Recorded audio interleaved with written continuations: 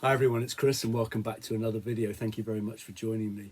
Now the other day I was playing an album and the opening song was tremendous. It really set the scene for the album. In fact, I think it's one of the best opening tracks on an album ever. And I'll reveal what that album was later. And it got me thinking about some of my favourite opening tracks. So I thought I would do this to start with anyway, if there's any interest, in just new wave and punk albums. So these are 30 of my favourite opening tracks on new wave and punk albums. So at number 30, we've got the Dictators from '78. This is Blood Brothers. The opening track is called Faster and Louder. Now, the album before, I think, was called Manifest Destiny, which is kind of a bit of a soft rock kind of album. And the album before that one was much kind of sort of edgier, rockier. And this is a return to form, and Faster and Louder kind of signals the direction of travel, really. Next up is the debut album from The Boys, a cracking album, often referred to as the Beatles in bondage. They've got a real knack of writing a good kind of 3-minute pop song, but in a kind of a punky kind of way. And the opening track, Sick on You, which is lyrically pretty funny, is a really good opener to that album. Next up is an album that I've struggled to listen to the whole thing, if I'm really honest. It's this one. So this is X-Ray Spex and Germ-Free Adolescence. But the opening track is tremendous. It's called Art I Official. And it starts off with Polystyrene shouting, Art I Official. And then it goes into a kind of quite a heavy metal kind of riff. It reminds me a little bit of Symptom of the Universe by Black Sabbath. But it's a really good upbeat song, and it really sets the tone for the rest of the album. Next up at 27, we've got the second album from the Vibrators. This is V2. And the track that opens the album, interesting enough, is called Pure Mania, which is the title of the album that came before this, their debut from '77. And what it's got is got the sound of a rocket going over, and then the silence, and then an explosion, just like the Doodlebugs and the V2 rockets that came over London during the Blitz. And my mum often used to talk about those and how she was horrified by that kind of sound. But that's how this album starts off, with that rocket and then that silence and then the explosion. And then it goes into a tremendous song called Pure Mania. Next up, we've got an album which was kind of slagged off at the time for having a really murky production, but I love it. I think it's one of the finest albums of this particular era. This is LAMF by the Heartbreakers, a band which were kind of born out of various ones, including, I think, the New York Dolls, quite a lot of drug abuse. I think they only ever produced one album because of that reason. But the opening track is called Born to Lose, or on the album cover, it's called Born Too Loose. But that's a tremendous opening to what is a great album. At number 25, gone with the opening song from this. This is Ultravox's debut album. So this is the version of Ultravox with the exclamation mark. So Noi influence, Kraftwerk influence, Roxy Music influence version of the band. And the opening track is called Saturday, not Saturday, Saturday Night in the City of the Dead, which is a great song. It's got a really good opening, and it sounds like vocally just a little bit like a kind of a punky version of Subterranean Homesick Blues by Bob Dylan. It's even got a bit of harmonica in it. But a really good opening track from the debut from Ultravox, Saturday Night in the City of the Dead. Next up, the classic Scared to Dance by the Skids and Into the Valley, a song that's on every single punk compilation. But the opening guitar sound, what a way to open an album, fantastic.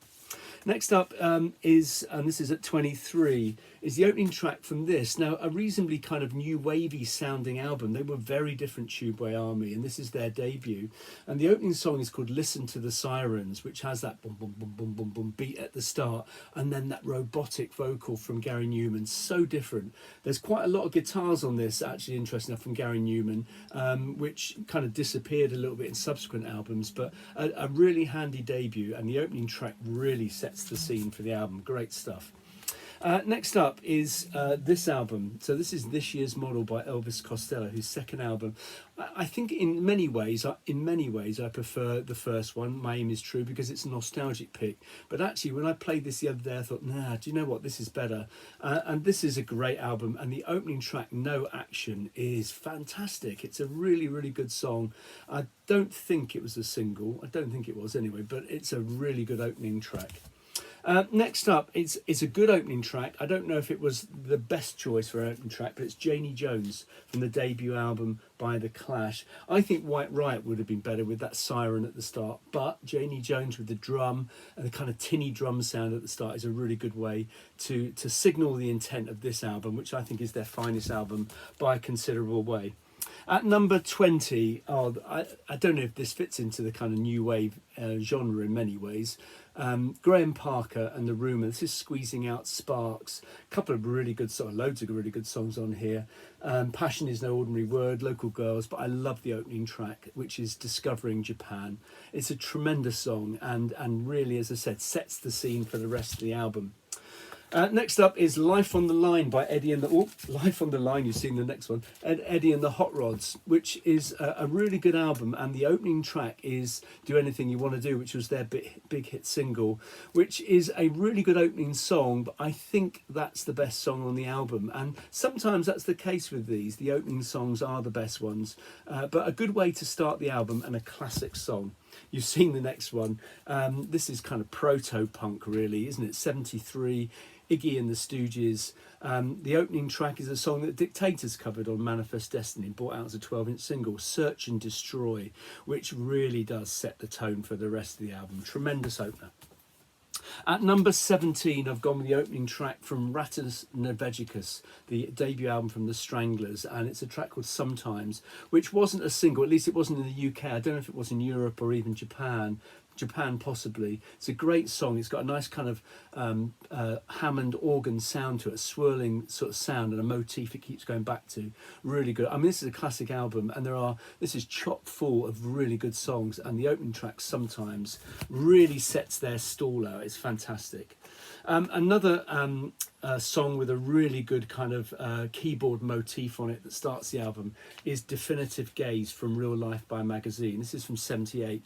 Now, Shot by Both Sides is on here, which is, riff-wise is the same as Lipstick by the Buzzcocks. And obviously, the guy from this, Howard Devoto, was originally in the Buzzcocks. And I think in many ways, if you'd started with that, you might have thought, oh, it's another kind of Buzzcocks light album. But it starts with Definitive Gaze, which is a tremendous album. It's got a brilliant keyboard kind of motif and kind of sound to it. It's really, really good song. Fantastic way to start the album. The next track is if this was just based on songs, this would be much higher. Is it a brilliant opener? Well, yeah, of course, because it's a brilliant song. I don't know if it's the best song on the album to be an opener, but it's Roadrunner by the Modern Lovers. So this was a song that was written in the kind of 73, 74, surfaced on United Artists in about 75, 76 as a single, and then came out for the first time on album on this debut, Modern Lovers debut, on Berserkly Records in 76. Came out as a single, I think, in 77. But Roadrunner, one of my favourite songs of this era, if not of all time. It's certainly in my top 10. I play it regularly. I really love it, and it's a great way to start that album. Next up is a band I don't show very much, and I should, because they're a tremendous band, and this is an absolutely brilliant debut. Pretenders' debut album, again full of brilliant songs. Stop Your Sobbing, Kid, Brass in Pocket, Mystery Achievement, Lovers of Today, and the really good opening track Precious, which is kind of punky, probably the punkiest song on the album, and a really good way to start the album. Next up, we're going a bit later, 1982. This is a band I really enjoy, but this opening track on this album, I think, is the best opening track on any of this band's albums. It's Susie and the Banshees, A Kiss in the Dream House. This is a really good album, really solid album from this band. The opening song, Cascade, is just one of my favourite Susie songs. I think it's just brilliant. It's just got such a great melody and a kind of rhythm to it. Oh, I love it. So that's the opening track from Susie's Kiss in the Dream House, and that was at number 13. At number 12, I've gone with CID from the UK subs. This is, what's this called? Another Kind of Blues. This is an interesting album because it's got quite a lot of songs that were singles. So Stranglehold, Tomorrow's Girls, which are tremendous, especially Tomorrow's Girls, it's brilliant. But it starts off with a re-recorded, so it's not quite as good as the original single, a re-recorded version of CID, which has a kind of a massive kind of power chord and crashing cymbals at the start. It sounds like a heavy metal song. It sounds like the sort of the opening of a gig that lots of rock bands would do, but that's a great way to start the album. At number 11, Dancing the Night Away by The Motors. I mean, I just think that's a brilliant song. The album version is tremendous. It's much longer, obviously, than the single. It is, though, the highlight of this album by some considerable distance for me, and that's sometimes can be a kind of a letdown, and lots of these songs set the scene for brilliant albums. I think that's just a tremendous way to open an album. It's a shame that the rest of the album don't quite match it. So we're into the top 10 big boys now. So we've gone with Neat Neat Neat by The Damned at number 10. Now, would New Rose have been a better opener? Possibly, and that opens side 2, but Neat Neat Neat's a tremendous way to open what was often seen as the first punk album almost. Certainly they brought out the first punk single, didn't they, New Rose? Next up is a band from Cleveland, Ohio, that moved to New York to be part of the CBGB scene and were reasonably successful in that particular venue. I don't know how many albums they did. Someone did tell me in the comments once. I think it's a couple. This is their debut, Young, Loud and Snotty by the Dead Boys. Tremendous album. Raucous, raw, abrasive, and the opening track, Sonic Reducer, is, I think, their best song ever. But what a statement of intent to open your album. Fantastic. Talk of statements of intent, what about Suspect Device? Oh God, what a way to start the album. This is an album that is full of songs about the troubles in Northern Ireland, where this band, you know, were growing up at the time and living amongst those issues. And Suspect Device is just a brilliant way to start. It's got a heavy metal riff. It's just like Montrose's Space Station number 5.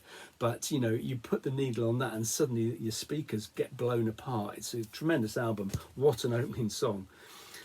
Next up is a band, I nearly went with Know Your Product from Eternally Yours, but I think the opener on I'm Stranded, the title track I'm Stranded, is just a little bit better in terms of an opener. I prefer Know Your Product, but I'm Stranded, what a way to open it. This album sounds a little bit demo-ish. It sounds like all the songs they had at the time possibly, and they put them on an album fairly hurriedly. The second album is much better produced, but I'm Stranded is really punky, really abrasive and angry. It's a fantastic song.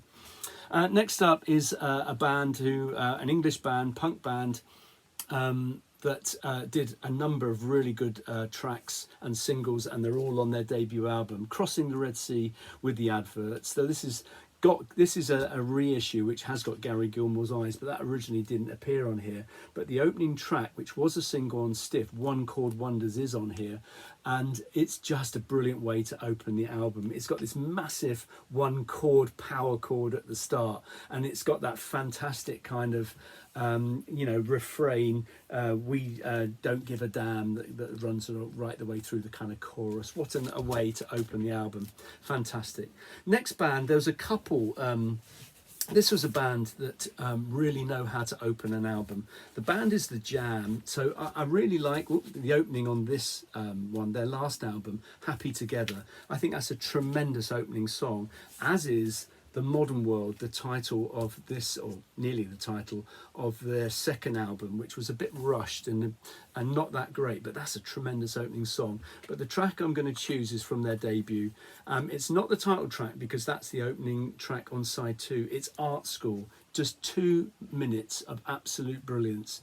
It starts off with 4 massive power chords, and a 1, 2, 3, 4, and we're straight into it. It's a tremendous song, brilliant opener, so much energy, which The Jam really had throughout their career, but certainly on that particular album. Next up, the debut from the Ramones, and one of their most famous songs kicks off their album, their debut album, and that's Blitzkrieg Bop, and a song that was allegedly influenced by Walking the Dog by Rufus Thomas, because it's got a high-low let's go or something kind of refrain in it, or a line in it, but it's really influenced apparently by Saturday Night by the Bay City Rollers, you know, when they do SATURDAY. Well, that's where that comes from, and 8-Ho, Let's Go really does it's just a brilliant refrain throughout this whole song. It's often used at sports venues, isn't it? I mean, I think it's even used as an advert for a delivery company nowadays. But Blitzkrieg Bop, you know, there's a 1, 2, 3, 4, and we're straight into it. There's a statement of intent. Tremendous stuff. And then we're in the top 3 now. I've got to include a song from this album because I think this is the greatest punk album of all time. Never Mind the Bollocks by the Sex Pistols. The opening song is one of the 4 singles that appeared on here. Now, people often moan, oh, when this album came out, the 4 singles were on here. But what they've got to remember is the B-sides of the 4 singles weren't on here. So there was a reason for getting the singles as well. But the opening track on here with its kind of jackboot sound at the start, Holidays in the Sun, what a way to open the album. It's just brilliant. And it has a riff that's very, very similar to In the City, doesn't it? But what a way to open the album. Brilliant. So 2 to go, including the one that inspired this. So this is potentially at number 1, although it's in number 2 because the last one is the one that inspired it. But this is a tremendous opening song. Just when you think punk was dying in 79, along comes the Ruts with the album The Crack, and the opening song on here, Babylon's Burning, with its alarm and its siren at the start, and we're into that kind of scaled riff that it has. Oh, just brilliant. And the energy and the angry kind of nature of that song and everything about it is just the brilliant chorus, you know, about anxiety and so on. Oh, it's just amazing. So now we come to what I think is one of the greatest opening songs of all time, which is, it does fit into this genre, this kind of idea of new wave and punk, because it's a pre kind of punk song, and it's an artist that maybe have influenced this movement. And it's this album. This is Horses by Patti Smith, and the song in question is the opening song, which is called Gloria. It has the opening line, Jesus died for somebody's sins, but not for mine. And it starts off with kind of gentle piano and then just builds up to this crescendo. It's just an amazing song. It's based on 2 things. Obviously the song Gloria by Van Morrison, which was recorded by them. I think it was a B-side or a double A-side of Please Don't Go. And also a poem that she wrote in 1970 called The Oath. And it kind of sums up her kind of a rebellion against her Jehovah's Witness upbringing, but it's just an amazing opening song. Probably one of my favourite openers, certainly of this kind of genre, without a doubt. A song, if you've not heard it for a while, you must listen to it. It's just tremendous. And so there you go. There's my 30 or so favourite opening songs from new wave and punk albums. Tell me what you think in the comments below, and I'm sure I'll be back sometime soon with another video. Cheers.